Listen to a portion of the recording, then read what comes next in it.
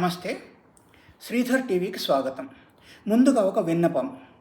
దయచేసి ఈ మన ఛానల్ను తప్పనిసరిగా సబ్స్క్రైబ్ చేయండి.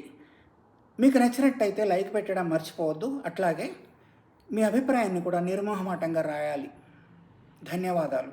ఇక విషయంలోకి వెళ్ళినట్టయితే, మహాత్మా గాంధీ చనిపోయే ముందు హేరామ్ అనలేదు అని ఆయన దగ్గర పనిచేసిన, అంటే పిఏగా పనిచేశారు, వెంకట కళ్యాణం అనే వ్యక్తి అప్పట్లో చాలా కాలం అయింది ప్రకటించారు. అంతా హ్యూ అండ్ క్రై, అంతా వివాదం చెలరేగింది. గాంధీజీ అలా అనలేదా అనలే, ఇంతకాలం అట్లా నమ్ముతున్నామని బాధపడే వాళ్ళు ఉన్నారు.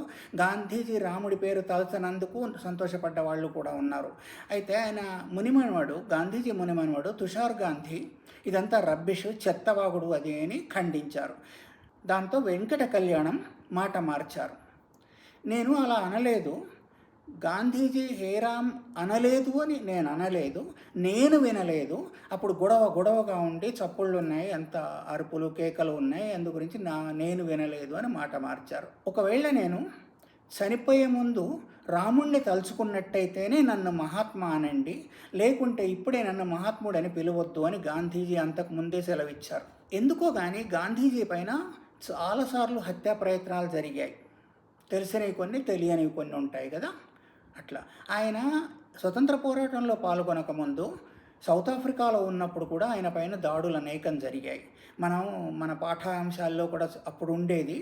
గాంధీజీకి ఒక మహిళ గొడుగు పట్టి దాడి నుంచి రక్షించిందని, ఒకసారి ఏదో హాల్ నుంచి వెళ్ళిపోమన్నారని వెనకదారి నుంచి ఆయన బయటికి పంపించేశారని, ఇవన్నీ మనం చదువుకున్నాం, ఆ కథలన్నీ విన్నాం.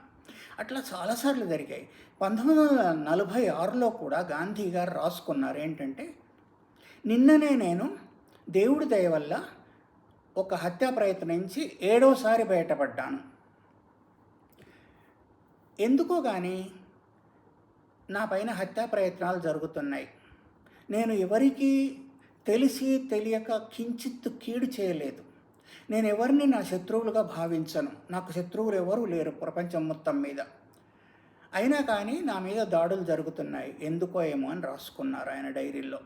గాంధీజీని చంపిన హంతకుడు కూడా అంతకుముందు, అంటే చంపేక ముందు కూడా కొంతకాలం ముందు కత్తితో గాంధీని చంపడానికి వచ్చారు. అప్పుడు అంతా కలిసి పట్టుకున్నారు. అతన్ని గాంధీజీ క్షమించి వదిలేయమన్నాడు. వదిలేసే ముందు, నన్ను నువ్వు ఎందుకు చంపాలనుకుంటున్నావో నాకు తెలియదు, కానీ నువ్వు నాతో ఒక వారం రోజుల పాటు ఉన్న తర్వాత కూడా, నన్ను చూసిన తర్వాత కూడా నీకు చంపాలనిపిస్తే చంపు అని ఆయన వదిలేశారు. ఆయన వదిలిపెట్టిన తర్వాత వెళ్ళిపోయాడు. మళ్ళీ కొంతకాలానికి చంపేశారు. పోలీసులు కూడా గాంధీని చాలాసార్లు హెచ్చరించారు, మేము సెక్యూరిటీ ఏర్పాట్లు చేస్తాము అంటే గాంధీజీ వద్దన్నారు. నాకు ఎలాంటి ఏర్పాట్లు వద్దు, దేవుడి దయ ఉంటే బతుకుతాను, ఆయన 125 ఏళ్ళు బతుకుతానని కూడా చెప్పారు, లేకుంటే పోతాను, ఎలాంటి సెక్యూరిటీ వద్దు అన్నారు. గాంధీజీకి తనను ఎప్పుడో అప్పుడు చంపేస్తారని బాగా తెలుసు. ఆ రోజు, అంటే చంపిన రోజు జనవరి 30, 1948న ఎవరో 2 వ్యక్తులు వచ్చి గాంధీజీని కలవాలంటే, నేను బతికుంటే ప్రేయర్ తర్వాత కలుస్తాను, ప్రార్థన తర్వాత కలుస్తానని చెప్పండి వాళ్లకు అన్నారు. అంటే తెలుసు, ఆయనకు తెలుస్తూనే ఉంది. అటు పోలీసులు చెప్పడం కానీ, ఇట్లా హత్యా ప్రయత్నాలు జరగడం కానీ, ఇదంతా. ఆయన మనవరాళ్ళిద్దరు, అభా గాంధీ, మనో గాంధీ అని, ఆయన వెంటే ఎప్పుడూ ఉండేవాళ్ళు. హంతకుడు ఒక మనవరాల్ని తోసేసి గాంధీ గారిని పేల్చేశారు గన్నుతో. వాళ్ళిద్దరూ ఆయన పక్కనే ఉన్నారు, బాగా బాధపడ్డారు. వాళ్ళు స్పష్టంగా విన్నారు. గాంధీజీ చనిపోయే ముందు తుది శ్వాస విడిచేదాకా హే రామ్ హే రామ్, ఓ రామ ఓ రామ ఓ రామ అంటూనే ఉన్నారు అని వాళ్ళు చెప్పారు. తర్వాత మిగతా వాళ్ళు కూడా, దగ్గరగా ఉన్న వాళ్ళు కూడా అదే చెప్పారు, గాంధీజీ చనిపోయేటప్పుడు హే రామ్ అంటూనే ఉన్నాడు అని. గాంధీజీ చనిపోకముందు కొద్ది రోజుల ముందు నిరాహార దీక్ష చేశారు. చాలా సన్నబడిపోయారు, బరువు తగ్గిపోయింది. కనీసం 50 కిలోలు కూడా లేదు, 49.7 కిలోలు మాత్రమే ఉన్నారు. 78వ ఏట చనిపోయారు ఆయన. వారం రోజుల పాటు దాదాపు ఆయన నిరాహార దీక్ష చేసి ఉన్నారు. దేనికోసం? హిందూ ముస్లిం సిక్కుల ఐక్యత కోసం. అప్పుడు 1948లో పాకిస్తాన్ విడిపోయిన తర్వాత అల్లకల్లోలంగా ఉంది. బాగా చంపుకోవడాలు, మత కల్లోలాలు జరిగాయి. వాటి నివారణ కోసం ఆయన నిరాహార దీక్ష చేశాడు స్వతంత్రం వచ్చిన తర్వాత. ఆయన నిరాహార దీక్ష వల్లనే ప్రభుత్వం మరికొంత స్పీడ్గా పనిచేయటం, శాంతి సంఘాలు ఏర్పడి శాంతిని నెలకొల్పడం జరిగింది. లేకపోతే అల్లకల్లోలంగా ఇంకా భయంకరంగా ఉండేది. మొత్తం మీద వాటిని ఆపగలిగారు ఆయన నిరాహార దీక్షతో. ఆయన పైన అప్పుడున్న గౌరవం అది. ఆయన వాటి కోసమే చేసేవారు.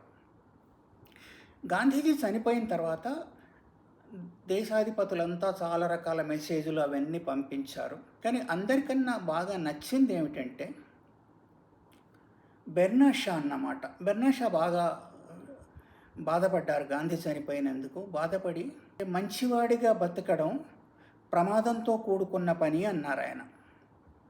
దాంతోపాటు సోక్రటీస్ కాలం నుంచి ఇవాళటి దాకా, అంటే 1948 దాకా సమాజం ఏమాత్రం అభివృద్ధి చెందలేదు అని కూడా అన్నారు. సోక్రటీస్ని చంపేశారు, గాంధీని చంపేశారనే అర్థంలో. గాంధీజీ హే రామ్ హే రామ్ హే రామ్ అని చాలాసార్లే అన్నారు. ఈ వీడియో సాంతం చూసినందుకు ధన్యవాదాలు.